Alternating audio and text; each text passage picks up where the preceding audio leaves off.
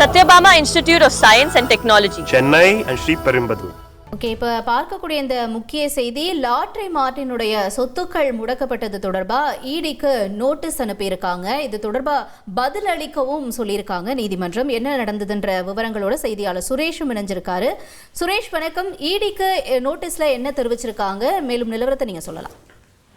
வணக்கம். அதாவது கடந்த 2009-2010 ஆண்டுகள்ல விதிகளை மீறி சிக்கிம் மாநில லாட்டரிகளை விற்பதன் மூலமாக 910 கோடி ரூபாய் அளவுக்கு சிக்கிம் மாநில அரசுக்கு இழப்பு ஏற்படுத்தியதாக லாட்டரி அதிபர் மார்டின் உள்ளிட்டோருக்கு எதிராக சிபிஐ வழக்கு பதிவு செஞ்சிருந்தது. கேரளாவில் இருக்கக்கூடிய நீதிமன்றத்துல நிலுவையில் இருக்கக்கூடிய இந்த வழக்கின் அடிப்படையில அமலாக்கத்துறையும் வழக்கு பதிவு செஞ்சு லாட்டரி அதிபர் மார்டின் மற்றும் அவருடைய குடும்பத்தினர் தொடர்புடைய இடங்கள் எல்லாம் சோதனை நடத்தினாங்க. அதாவது சென்னை, கோயம்புத்தூர் உள்ளிட்ட இடங்கள் எல்லாம்.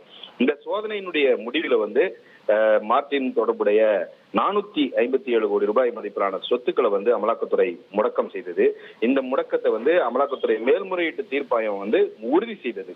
இதை எதிர்த்து மார்டின் மற்றும் அவருடைய மனைவியும் அதிமுக எம்எல்ஏவுமான லீமா ரோஸ், தமிழக அமைச்சர் ஆதவ் அர்ஜுனாவின் மனைவி டெய்சி மற்றும் நிறுவனங்கள் சார்பில் உயர்நீதிமன்றத்துல வழக்குகள் தாக்கல் செய்யப்பட்டிருக்கின்றன.